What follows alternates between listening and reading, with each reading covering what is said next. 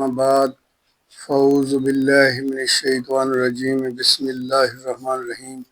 لب سل گئے میرے بس ایک التجا کے بعد، میں چاہتا بھی تو کیا شہ انبیاء کے بعد۔ دنیا میں احترام کے قابل ہیں جتنے لوگ، میں سب کو مانتا ہوں مگر مصطفیٰ کے بعد۔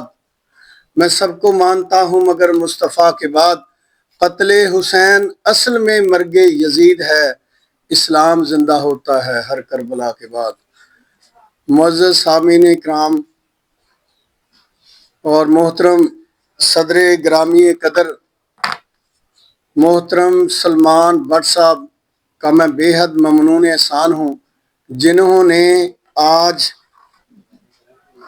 بہت بڑا کام کیا ہے کہ جب تک یہ بچیاں آگے تک قرآن مجید کا درس و تدریس کا کام جاری رہے گا، اور محترم عزت مآب سلمان بٹ صاحب کو اس کا اجر اللہ تبارک تعالیٰ کی ذات عطا فرماتی رہے گی، کیونکہ انہوں نے بہت بڑا کام کیا ہے۔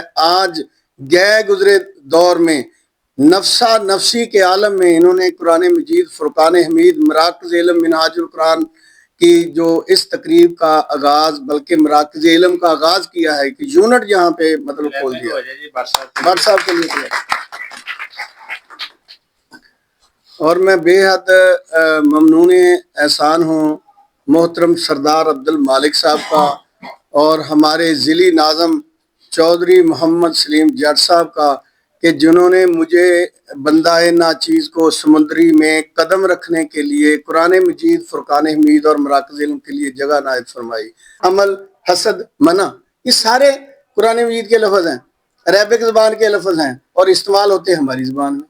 ہماری زبان میں استعمال ہوتے ہیں۔ 90% الفاظ قرآن مجید سے، عربی زبان سے اردو میں آئے ہوئے ہیں، تو کتنا مشکل کام ہے۔ تو اللہ پاک نے سچ فرمایا وَلَقَدْ يَسَّرْنَا الْقُرْآنَ لِلذِّكْرِ، کہ ہم نے اس قرآن کو سمجھنے کے لیے آسان کر دیا ہے۔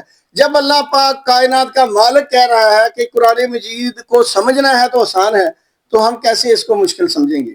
ہم کیوں اس میں پڑھیں گے؟ یعنی مشکل آسان اس لیے ہے کہ اگر آسان بنائیں۔ مرزا غالب نے کہا تھا کہ رنج سے خوگر ہوا انسان تو مٹ جاتا ہے رنج، مشکلیں اتنی پڑی مجھ پہ کہ آسان ہو گئیں۔ جب مشکل کو مشکل سمجھا جائے تو مشکل ہوتی ہے، جب مشکل کو مشکل سمجھا نہ جائے تو وہ مشکل بھی آسان